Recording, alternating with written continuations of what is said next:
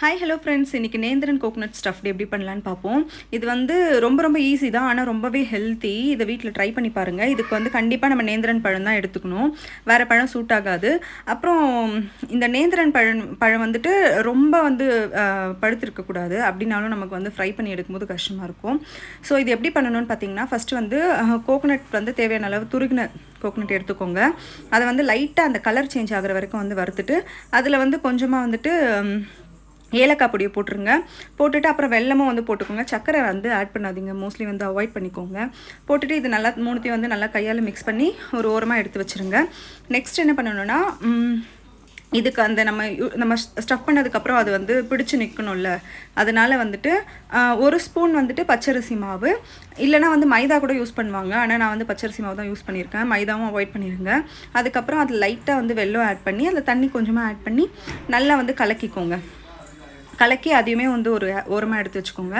இந்த ஸ்நாக்ஸ் வந்து நம்ம ஈவினிங்கில் சாப்பிட்றதுக்கு தான் ரொம்பவே டேஸ்டியாக இருக்கும். இது வந்து நீங்கள் கண்டிப்பாக வந்து குழந்தைங்களுக்கு கொடுங்க. வந்து பொதுவாக வந்து குழந்தைங்க வந்துட்டு நம்ம இந்த பனானா வந்து சாப்பிட மாட்டாங்கள்ல, சின்ன குழந்தைங்களுக்கு. அவங்களுக்கு வந்து இந்த மாதிரி கொடுத்தீங்கன்னு வச்சுக்கோங்களேன், ரொம்ப விரும்பி சாப்பிடுவாங்க. அதே மாதிரி வந்துட்டு இதுக்கு வந்து நான் பொரிக்கிறதுக்கு வந்துட்டு கோகோனட் ஆயில் யூஸ் பண்ணியிருப்பேன். நீங்கள் குழந்தைங்களுக்கு பண்ணுறதுனா நெய் யூஸ் பண்ணிக்கோங்க.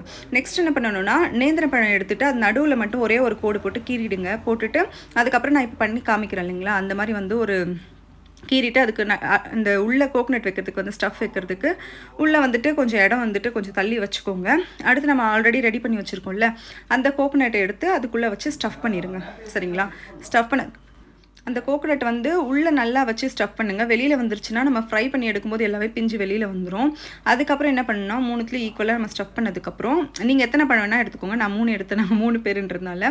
அதுக்கு மேலே நம்ம வந்து அந்த மாவை வந்து மிக்ஸ் பண்ணி வச்சுருப்போம்ல, அந்த மாவை எடுத்து கரெக்டாக அந்த நம்ம எங்கே வந்து கோகோனட் ஸ்டஃப் வச்சுருக்கோமோ அங்கே மட்டும் வச்சு நல்லா வந்துட்டு அப்ளை பண்ணி விட்டுருங்க. வேறு எங்கேயும் நீங்கள் பண்ணணும்னு அவசியம் இல்லை. அங்கே மட்டும் அந்த கோகோனட் வெளியில் வராத மாதிரி வந்து பண்ணிடுங்க. நெக்ஸ்ட் என்ன பண்ணால், ஒரு தவாவில் வந்துட்டு கொஞ்சமாக ஒரு 2 ஸ்பூன் எண்ணெய் போதும் ஆட் பண்ணிவிட்டு 2-3 ஸ்பூன் எண்ணெய் போதும். குழந்தைங்களுக்கு நான் முன்னாடியே சொன்ன மாதிரி நெய் யூஸ் பண்ணிக்கோங்க.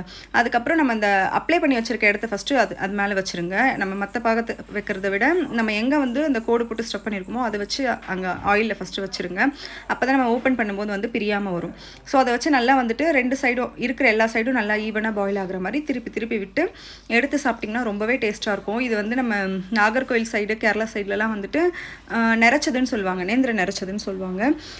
மோஸ்ட்டாக அங்கெல்லாம் வந்துட்டு இந்த மாதிரி ஐட்டம்ஸ் தான் வந்துட்டு விரும்பி சாப்பிடுவாங்க. இந்த நேந்திரம் அந்த மாதிரி நமக்கு இயற்கையாக கிடைக்குதுல, அந்த மாதிரி பொருளை நிறைய யூஸ் பண்ணுவாங்க.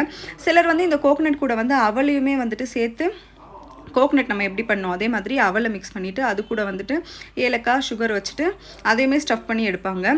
இது ரொம்ப டேஸ்ட்டாக இருந்தது. நீங்கள் ஒரு முறை வீட்டில் ட்ரை பண்ணி பாருங்கள். இந்த வீடியோ உங்களுக்கு பிடிச்சிருந்தா லைக் பண்ணுங்கள், ஷேர் பண்ணுங்கள், மறக்காமல் சப்ஸ்கிரைப் பண்ணுங்கள். Thank you so much. பாய்.